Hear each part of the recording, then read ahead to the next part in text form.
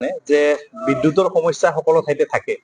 আৰু বিদ্যুতৰ সমস্যাবিলাক সমাধান কৰাৰ কাৰণেই চৰকাৰে যথেষ্ট যাৱতীয় ব্যৱস্থা লৈছে আৰু সেই ক্ষেত্ৰত আমাৰ এই ভাওৰাগুৰি অঞ্চলৰ চৌতাৰা ইয়াতে এটা সাব ষ্টেচন হৈ আছে যাতে এই অঞ্চলত বসবাস কৰা ৰাইজৰ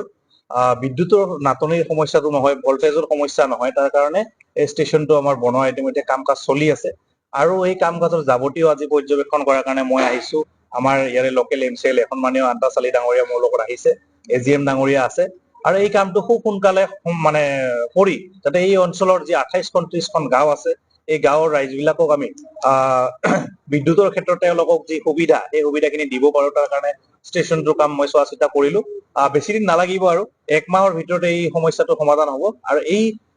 প্ৰজেক্টটো হোৱাৰ লগে লগে এই অঞ্চলৰ প্ৰায় 28ৰ পৰা 30খন গাঁৱৰ মানুহে লাভালাভ হ'ব আৰু সেই অঞ্চলবিলাকত বিদ্যুতৰ সমস্যাবিলাক নহ'ব, ভল্টেজৰ সমস্যা নহ'ব আৰু আমি ভাবো আমি সকলোৱে মিলি বিদ্যুতৰ ক্ষেত্ৰত ৰাইজৰ যি অসুবিধা হৈ আছে এই অসুবিধাবিলাক আমি সমাধান কৰিব পাৰিম।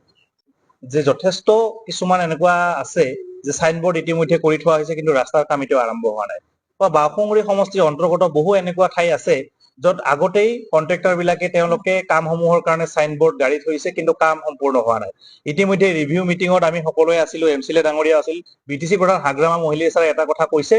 যে যিসকলৰ কাম ইতিমধ্যে আৰম্ভ কৰা হৈছিল অনতিপলমে সেই কামসমূহৰ সমাপ্ত হ'ব লাগিব, নহলে যিসকল কন্ট্ৰেক্টৰে এই আধৰুৱা কাম কৰি থৈছে তেওঁলোকৰ পৰা কামসমূহ আমি বাতিল কৰাৰ ব্যৱস্থা কৰা হ'ব আছে বা বিল্ডিং ডিভিজনৰ ইঞ্জিনিয়াৰ আছে, বিল্ডিঙৰ কামৰ ক্ষেত্ৰত যিবিলাক কাম আধৰুৱা হৈ আছে সেই ক্ষেত্ৰত যদি কন্ট্ৰেক্টৰে যদি মানে লেহেমীয়া কৰে সেই ক্ষেত্ৰত আমি যি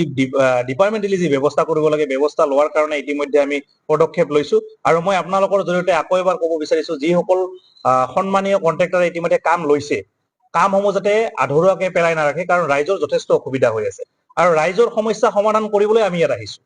আৰু তাৰ কাৰণে আমি ভোট দি ৰাইজে আমাক জিকাই আনিছে। গতিকে কন্ট্ৰেক্টৰসমূহক মই কৈছো বাৰিষা বুলি পানী বুলি বাহানা দি থাকিলে নহ'ব, কামসমূহ ততাতৰিয়াকে কৰিব লাগিব। মই অলপ আগতে যিটো ৰাস্তাৰে আহিছো এই ৰাস্তাটো মই দেখিছো সাইনবোৰ্ড লগোৱা আছে কিন্তু এতিয়ালৈকে সমস্যা সমাধান হোৱা নাই আৰু ইয়াৰ ৰাইজে জয়াটো ভুগিবলগীয়া হৈছে। অনতিপলমে এই কামখিনি আৰম্ভ কৰাৰ কাৰণে বা সমাপ্ত কৰাৰ কাৰণে মই তেওঁলোকক মানে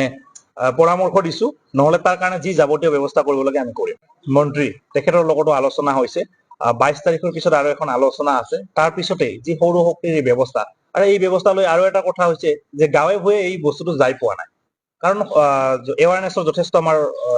অসুবিধা আছে আৰু তাৰ কাৰণে আমি এৱাৰনেছ প্ৰগ্ৰাম কৰাৰ কাৰণে ইতিমধ্যে আলোচনা কৰি আছো আৰু আপুনি যিটো কথা কৈছে যে বিদ্যুতৰ হৰলুকি হোৱা আমি দেখিবলৈ পাইছো এই কথাটো আমাৰ তাতে কমপ্লেইন নহা নহয়। আমি খুব সোনকালে পাৱাৰ মিনিষ্টাৰৰ লগত আলোচনা কৰি সমগ্ৰ অসমতে বা বিটিচি অঞ্চলতো এই সমস্যাটো যাতে নহয়, ৰাইজে যাতে যিখিনি সুবিধা পাব লাগে সেই সুবিধাখিনি পায়, তাৰ সুবিধা যাতে আনে ভোগ কৰিব নোৱাৰে তাৰ কাৰণে যিখিনি ব্যৱস্থা কৰিব লাগে আমি কৰিম।